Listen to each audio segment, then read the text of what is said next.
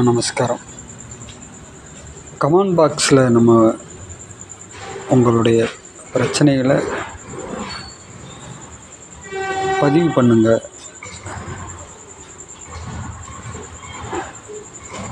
ஏதாவது ஒரு டைமில் நம்ம ஃபோனில் உரை நிகழ்த்தலாம். உங்களுக்குரிய பிரச்சனைகளை நம்ம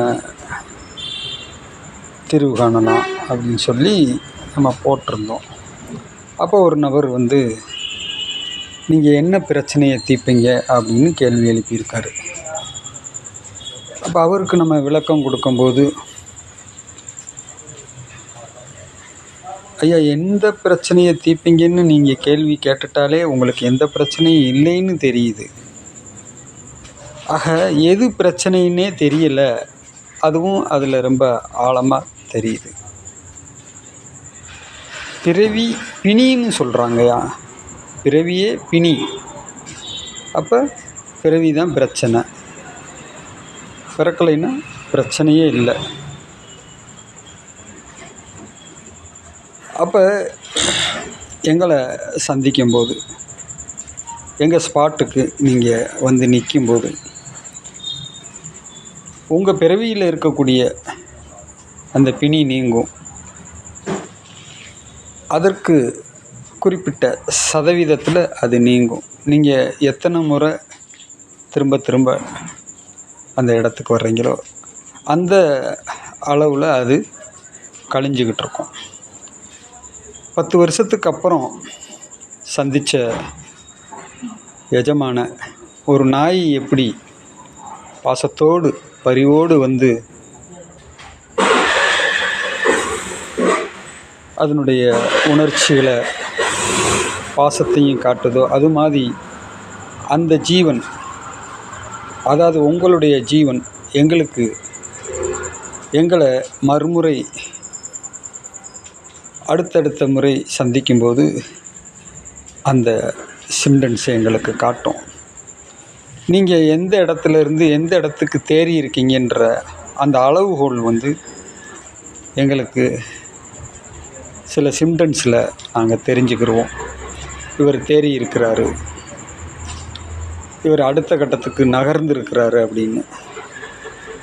ஆனால் வர்றவங்களுக்கு அது தெரியுமா அப்படின்னா, பெரும்பாலான ஆட்களுக்கு அது தெரிகிறதில்ல. ஏன்னா அது சார்ந்த அறிவு, அது சார்ந்த உணர்வும்,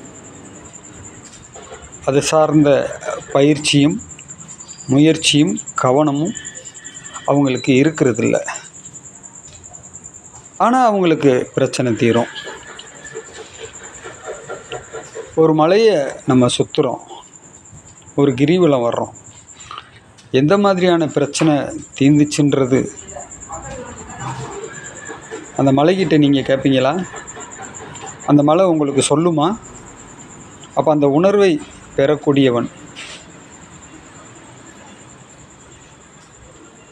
அதற்குரிய விளக்கத்தை, அதற்குரிய சிம்டன்ஸை இந்த ஜீவனிலிருந்து அவன் தெரிஞ்சுக்கிடுவான்.